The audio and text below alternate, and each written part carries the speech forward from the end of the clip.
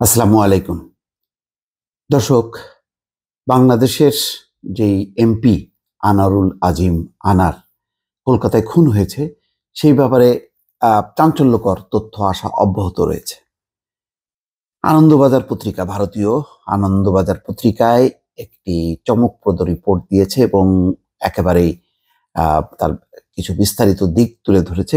সবচেয়ে অবাক করা ব্যাপার যে এখনো পর্যন্ত আনারুল আজিমের মরদেহের কোনো টুকরা কোথাও খুঁজে পাওয়া যায়নি। যেভাবে বর্ণনা করা হয়েছে, মানে একেবারে হাড় থেকে মাংস আলাদা করে সেখানে তারা হলুদ তারপরে মশলা মিশিয়ে এমনভাবে টুকরো টুকরো করে ভাগ করে সেগুলো ফ্ল্যাট থেকে বাইরে নিয়ে যাওয়া হয়েছে এবং কোথায় ফেলানো হয়েছে তার কোনো অংশ এখনো জোগাড় করা সম্ভব হয়নি। যেই কসাইকে মুম্বাই থেকে আনা হয়েছিল তার নাম হচ্ছে জিহাদ। সেও স্বীকার করেছে যে কিভাবে তাকে শ্বাসরোধ করে তারপরে টুকরো টুকরো করা হয়েছে, হাড় থেকে মাংস আলাদা করা হয়েছে। মর্মান্তিক, মানে এত নির্মম খুনের বর্ণনা দর্শক আমি ব্যক্তিগতভাবে আগে কখনো শুনিনি। খুবই দুঃখজনক। আমি জানি না মানে এমন কি ভয়ঙ্কর অপরাধ ছিল এবং যারা এই কাজটি করেছে, মানে এত নির্মম মানুষ হয় কিভাবে বুঝতে পারছি না। সেই সাথে অবাক হচ্ছে যে এই যে জিহাদ, মুম্বাইয়ের যে হলো কসাই, সে তো ভারতীয়, অথচ আমাদের এখানে আওয়ামী লীগের সাধারণ সম্পাদক ওবায়দুল কাদের প্রথমেই বলে দিলেন যে খুনিরা সবাই বাংলাদেশি, কেউ ভারতীয় নয়। এত সাফাই গাওয়ার তো দরকার ছিল না। ভারতের মাটিতে খুন হয়েছে, সেখানে ভারতের লোকাল কেউ থাকবে না, এটা কি কখনো হয়? আগ বাড়িয়ে কথাটা কেন বলা হয়েছিল তদন্তের আগেই এটা বুঝতে পারছি না। এখন তো সেই কসাইকে ভারতীয় পুলিশই আটক করেছে।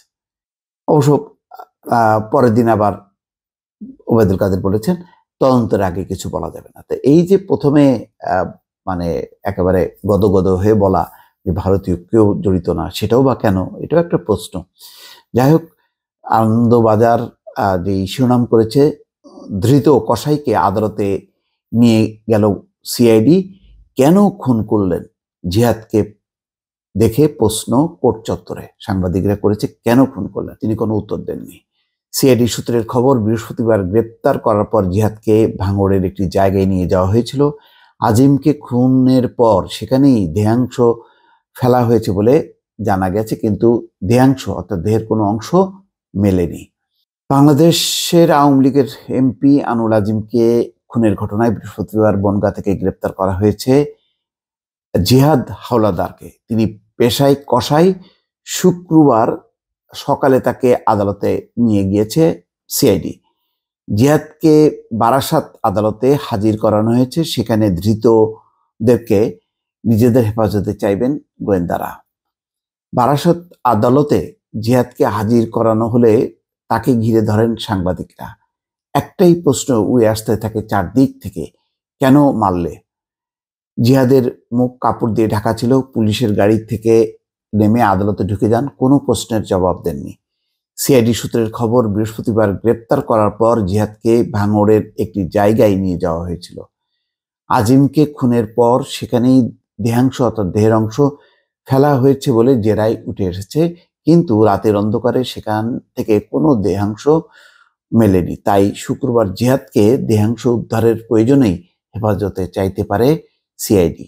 গোয়েন্দারা এখনো নিহত এমপির কোনো দেহের অংশ খুঁজে পাননি। ফলে ধৃতদের জেরা করে যা তথ্য মিলেছে তার উপরই নির্ভর করতে হচ্ছে তদন্তকারীদের। এক্ষেত্রে অভিযুক্তরা কোনোভাবে তদন্তকারীদের ভুল তথ্য দিয়ে বিভ্রান্ত করার চেষ্টা করছেন কিনা তাও খতিয়ে দেখা হবে। সেই সূত্রেই জিহাদকে হেফাজতে প্রয়োজন। সত্য উদ্ঘাটনের স্বার্থেই তাকে 14 দিনের জন্য হেফাজতে চাওয়া হতে পারে। সিআইডি সূত্রের খবর, হানি ট্র্যাপের শিকার হয়েছিলেন বাংলাদেশের এমপি। শিলাস্তি রহমান নামের এক মহিলাকে সামনে রেখে তাকে ফাঁদে ফেলা হয়েছিল। নিয়ে যাওয়া হয়েছিল নিউ টাউনের ওই আবাসনে। তারপর সেখানে তাকে খুন করা হয়। ধৃত জিহাদের বিরুদ্ধে খুনের জন্য অপহরণ, তথ্য নষ্ট করা, ভুল তথ্য দেওয়া, খুন এবং অপরাধের চক্রান্ত করার ধারা যোগ করা হয়েছে। এই ঘটনায় বাংলাদেশ পুলিশ এখন পর্যন্ত 3 জনকে গ্রেপ্তার করেছে। পশ্চিমবঙ্গ থেকে সিআইডির একটি দল বৃহস্পতিবারই ঢাকায় গিয়েছে। ধৃতদের সেখানেও জেরা করা হবে। সিআইডি জানতে পেরেছে খুনের অন্তত 2 মাস আগে মুম্বাই থেকে কলকাতায় আনা হয়েছিল কসাই জিহাদকে।